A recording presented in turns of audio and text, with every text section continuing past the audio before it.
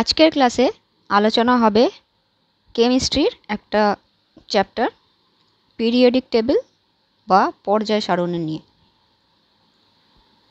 এই periodic table বা পর্যায় সারণী railway group D, junior engineer অর্থাৎ যেগুলোতে সায়েন্স থাকে সেখানে এখান থেকে 2-3টে প্রশ্ন থাকে।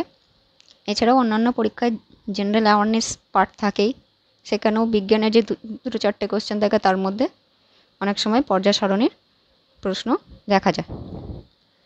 তো এইটা হচ্ছে পিরিয়ডিক টেবিল, পর্যায় সারণী, অর্থাৎ আজ অবধি যতগুলো মৌল আবিষ্কৃত হয়েছে তাদের একটা চার্ট বা লিস্ট বার করে দেওয়া হয়েছে। সেই পর্যায় সারণী সম্বন্ধে আজকে আমরা জানব একদম বেসিক লেভেলে। পর্যায় সারণী বানানোর অনেকেই চেষ্টা করেছিলেন, অনেক বিজ্ঞানী। প্রথমে ডোবেরাইনার, তারপর নিউল্যান্ডস। ডোবেরাইনার যে ফর্মুলাটা অ্যাপ্লাই করেছিলেন তিনি ত্রয়ী সূত্র আবিষ্কার করেছিলেন। অর্থাৎ যদি প্রশ্ন আসে যে ত্রয়ী সূত্র কোন বিজ্ঞানীর আবিষ্কৃত, সেটা হচ্ছে ডোবেরাইনার। ওনার ত্রয়ী সূত্রের নিয়ম কি ছিল যে প্রথম আর তৃতীয়, ত্রয়ী মানে হচ্ছে তিনি 3টে করে মৌল সাজাচ্ছিলেন, আর সেখানে তিনি বলছিলেন যে দ্বিতীয় মৌলটার যে পারমাণবিক ভর সংখ্যা হবে তা হবে প্রথম আর তৃতীয় মৌলের পারমাণবিক সংখ্যাকে 2 দিয়ে ভাগ করলে যা হয় সেটা গড়। কিন্তু কিছু মৌলের ক্ষেত্রে সেই ফর্মুলা খাটলেও পরবর্তীকালে দেখা যায় সেই ফর্মুলা কাজ করছে না। তারপরে নিউল্যান্ডস আসেন, উনি অষ্টক সূত্র আবিষ্কার করেন। অষ্টক সূত্র অর্থাৎ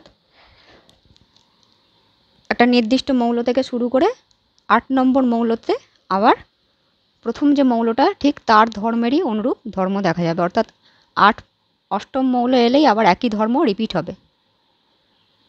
যেমন সা রে গা মা 7টা সুর, তারপর আবার 7-এ চলে আসে। তো সেই রকম তিনি একটা সূত্র আবিষ্কার করেছিলেন, সূত্রটার নাম দিয়েছিলেন অষ্টক সূত্র। অর্থাৎ 8 নম্বর মৌল আবার প্রথম সূত্রের মতন ধর্ম দেখাবে, কিন্তু তাতেও মৌলগুলোকে ঠিকঠাক সাজানো সম্ভব হয়নি। তো পরবর্তীকালে একজন বিজ্ঞানী আসেন, মেন্ডেলিভ, একজন রাশিয়ান বিজ্ঞানী। উনি 1869 সালে বর্তমানে আমরা যে পিরিয়ডিক টেবিল বা পর্যায় সারণী দেখছি সেটি আবিষ্কার করেন। তো তখন মোট 63টি মৌল আবিষ্কৃত হয়েছিল। তাই এটা বর্তমানে আমরা যেটা দেখছি সেটা হচ্ছে মেন্ডেলিভের পর্যায় সারণীর আধুনিক সংস্করণ, কারণ বর্তমানে মৌলের সংখ্যা আরও বেড়ে গেছে, অনেক নতুন নতুন মৌল আবিষ্কৃত হয়েছে। এখানে উনি মৌলগুলিকে সাজিয়েছিলেন তাদের পারমাণবিক আয়তন, ঘনত্ব, গলনাঙ্ক, স্ফুটনাঙ্ক এবং রাসায়নিক ধর্মের উপর ভিত্তি করে।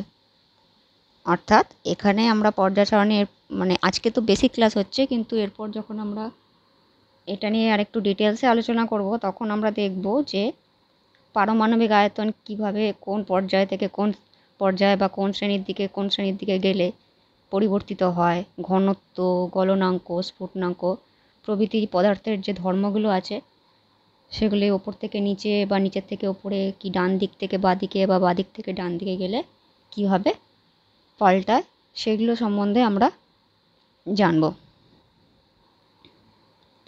আপাতত আজকে আমরা এই পর্যায় সারণী দেখে রাখলাম, আর এখান থেকে আর কিছু একদম শুরুর দিকে যে বিষয়গুলো জানার দরকার সেগুলো জেনে রাখব। আচ্ছা, এখন অবধি 118টা মৌল আবিষ্কৃত হয়েছে।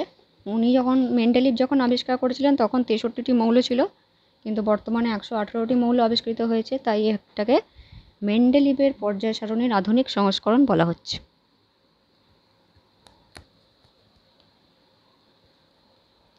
এখানে আমরা ছবিটা যদি অনুভূমিকভাবে দেখি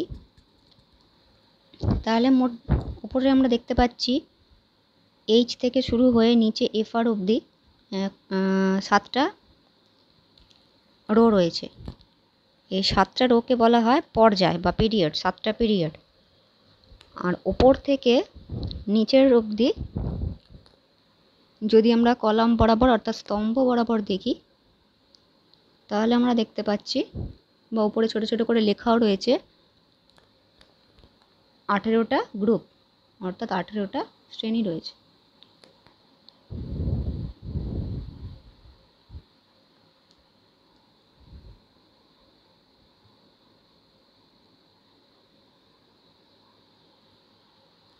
তাহলে এখানে আমরা দেখছি 7টা পর্যায় আর 18টা শ্রেণী রয়েছে।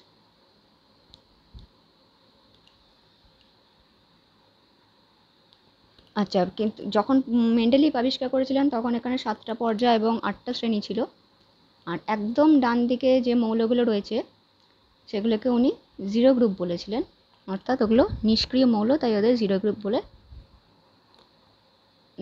রাখা হয়েছে আপাতত। কিন্তু তখন সেটা এই পর্যায়েতে এই টেবিলে ছিল না, অন্তর্ভুক্ত করা হয়নি। তো আমরা দেখে নেব এখন এখানে কোন ধরনের মৌলগুলোকে কি নাম দেওয়া হয়েছে বা কোন পর্যায়ের নাম কি আর সেখানে কতগুলো করে মৌল রয়েছে, এইগুলো সম্বন্ধে আজকে আমরা দেখে নেব। তো অনুভূমিক বরাবর আমরা এখন দেখব পর্যায়গুলোকে, পিরিয়ডগুলোকে, যে 7টা পিরিয়ড রয়েছে সেই 7টা পিরিয়ড সম্বন্ধে আমরা দেখব।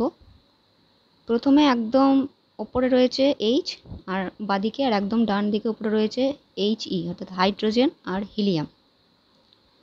একদম তাহলে প্রথম পিরিয়ডে শুধুমাত্র দুটো মৌলই রয়েছে, হাইড্রোজেন আর হিলিয়াম, তাই এটাকে অতি হ্রস্ব পর্যায় বলা হয়। নেক্সট হচ্ছে তারপরের যে পর্যায় আছে সেখানে আমরা দেখতে পাচ্ছি 8টা মৌল রয়েছে, Li থেকে শুরু করে Ne অবধি, লিথিয়াম থেকে নিয়ন অবধি। এটাকে বলা হচ্ছে প্রথম হ্রস্ব পর্যায়। আগেরটা ছিল অতি হ্রস্ব পর্যায়, এটা হচ্ছে প্রথম হ্রস্ব পর্যায়। তারপর পরেরটা তো 8টা মৌলই রয়েছে, সেটাকে বলা হচ্ছে দ্বিতীয় হ্রস্ব পর্যায়। চতুর্থ আর পঞ্চমের ক্ষেত্রে আমরা দেখতে পাচ্ছি 18টা করে মৌল রয়েছে, তাই চতুর্থ আর পঞ্চম এই দুটোকে বলা হচ্ছে প্রথম দীর্ঘ পর্যায় আর দ্বিতীয় দীর্ঘ পর্যায়।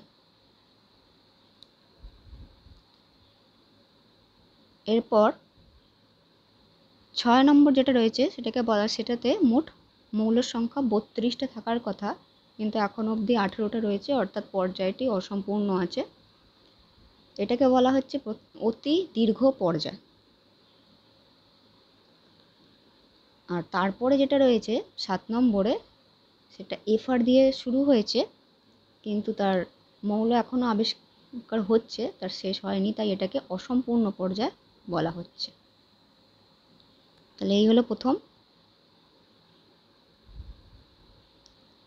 কিছু ধারণা পর্যায় সম্বন্ধে, যে 1 থেকে 7 অবধি প্রতিটা পর্যায়কে কী বলা হচ্ছে। অতি হ্রস্ব পর্যায়, প্রথম হ্রস্ব পর্যায়, দ্বিতীয় হ্রস্ব পর্যায়, তারপর প্রথম দীর্ঘ পর্যায়, দ্বিতীয় দীর্ঘ পর্যায়, অতি দীর্ঘ পর্যায়, আর 7 নম্বর হচ্ছে অসম্পূর্ণ পর্যায়। এবার আমরা শ্রেণীগুলোকে দেখে নেব। গ্রুপ শ্রেণীর মধ্যে 1, 2 আর 13 থেকে 17। 1, 2 মানে হচ্ছে বাঁদিকের একদম H আর BE যেটা লেখা আছে পুরো একদম ওপর থেকে নিচে অবধি পুরোটা, আর এদিকে 13 থেকে 17 মানে ডান দিকের যে স্তম্ভের মতন পার্টটা রয়েছে B দিয়ে নিচের পুরোটা, আর ওইদিকে HE থেকে নিচের পুরোটা, এই পুরো পার্টটা, এগুলোকে বলা হচ্ছে আদর্শ মৌল। HE না, তার আগে যে ফ্লোরিন রয়েছে অতটা অবধি, এগুলোকে বলা হচ্ছে আদর্শ মৌল বা প্রতিনিধি মৌল। 3 থেকে 12 অবধি অর্থাৎ মাঝখানে যে হলুদ রঙের অংশটা রয়েছে পুরোটা, সেটাকে বলা হচ্ছে সন্ধিগত মৌল। একদম ডান দিকে 18 নম্বরে যেটা রয়েছে সেগুলোকে বলা হয় নোবেল গ্যাস বা নিষ্ক্রিয় মৌল। এগুলো হচ্ছে হিলিয়াম, নিয়ন, আর্গন, ক্রিপ্টন, জেনন, রেডন। যেটাকে নোবেল গ্যাস বা নিষ্ক্রিয় মৌল কারণ বলা হয়, কেননা এগুলো কোনো রকম অন্য কোনো কিছুর সাথে বিক্রিয়া করে না, স্বাধীনভাবে থাকে, তাই এগুলোকে নিষ্ক্রিয় মৌল বা নোবেল গ্যাস বলা হয়। তো আজকে শুধুমাত্র পরিচয় করিয়ে দেওয়া হলো পিরিয়ডিক টেবিল বা পর্যায় সারণী কি। বাকি অংশ পরবর্তী ক্লাসে দেখা হবে।